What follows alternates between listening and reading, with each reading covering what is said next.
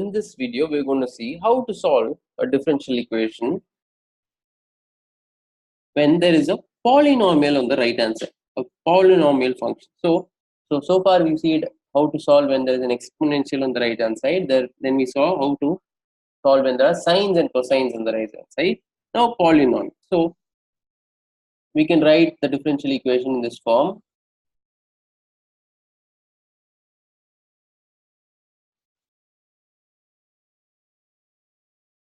Now supposing on the right hand side, in the differential equation, we have e to the power of cx. Okay, that means now the c could be a complex number, therefore it can include sines and cosines. So it can either be a exponential or it can be a complex and exponential, therefore including sines and cosines. So this p of n of x is a polynomial. Polynomial in x of degree n.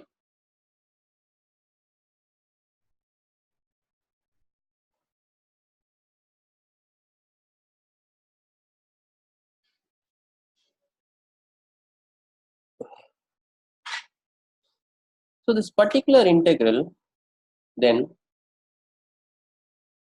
so the particular integral will be of the form, you have to take the particular integral of the form e to the power of cx.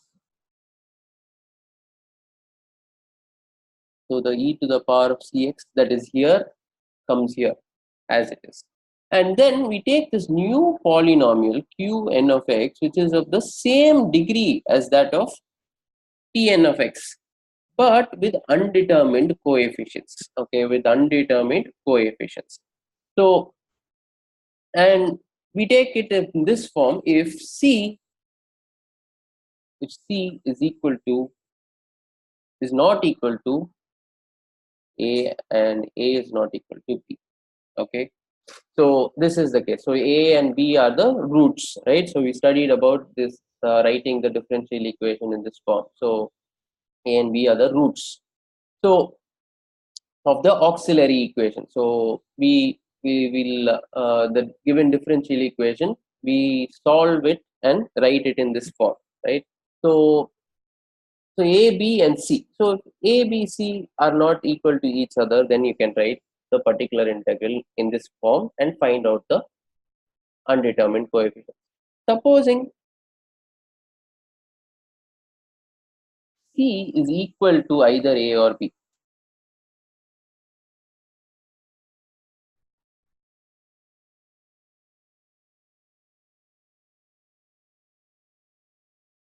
then the differential equation has to be, the particular integral will be x multiplied by e to the power cx qn of x. So this is this case, and if A is equal to B is equal to C, if this is the case, then we have x square e power cx qn of x. So we'll see how to, we'll take an example, and when we solve it, probably it will be more clear to you.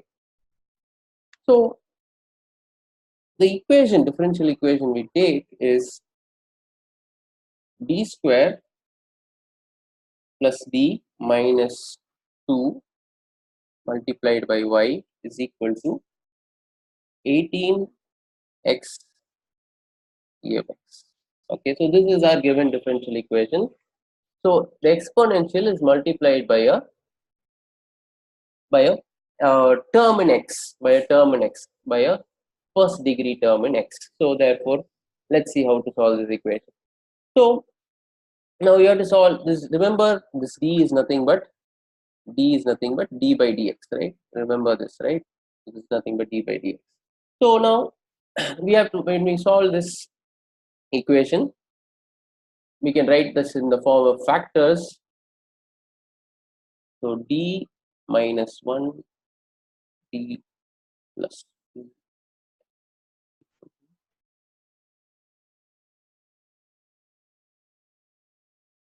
18x. So here you can find out the values of A, B, and C. So the value of A is 1, value of B is -2, and value of C is 1. So C is the coefficient of e power x. So remember here, C is the coefficient of e power x, and from here we get the values of A and B. So now we'll have to choose which is the appropriate particular integral we have to take here. So the appropriate particular integral is C is equal to A. C is equal to A here. Okay, so in this equation you can see that C is equal to A. So the right choice here will be the second particular integral, which is of this form. So let us write out our second particular integral. So this is the particular integral that we will choose. So yp is equal to x e of x, and then q of n, which is the undetermined polynomial with undetermined coefficients. Okay, so here we have a first degree polynomial. So this will also be a first degree polynomial plus a constant term. So any polynomial will have a constant term. We'll have to determine its value. So I can simplify this equation by taking the x inside. So when I take the x inside,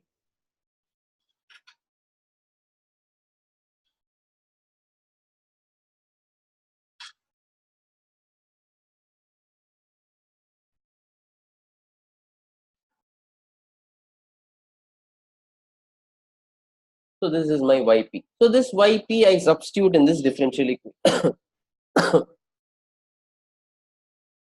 So this is our yp.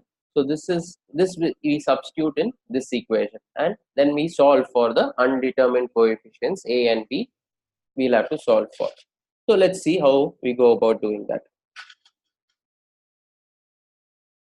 So here yp, we have to take the second derivative. So the second derivative of yp, right? So I'll write it as second derivative of yp, y double prime.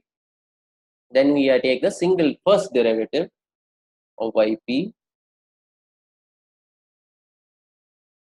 minus 2 times yp. So when you take the derivatives and evaluate this quantity, what you get is, this is the quantity that you get. So you get e of x in as common, and the remaining terms,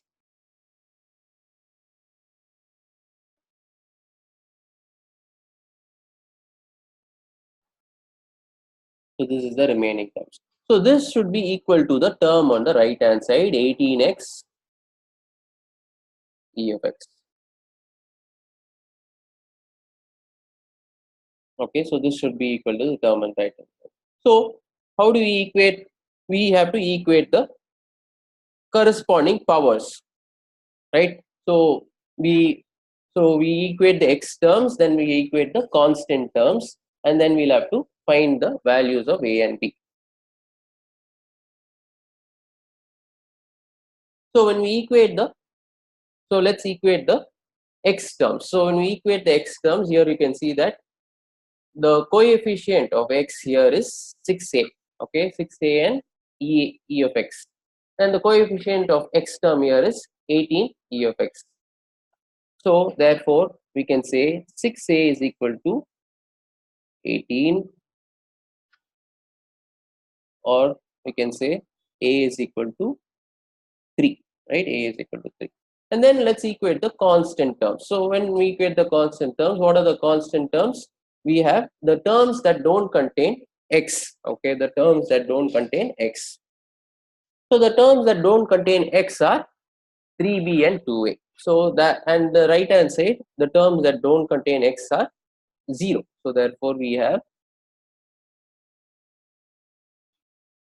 so I can just, since the e of x is common in both, I'll just cancel them out, so that it goes out of play. So we have the constant terms equated to 0. 3b plus 2a is equal to 0.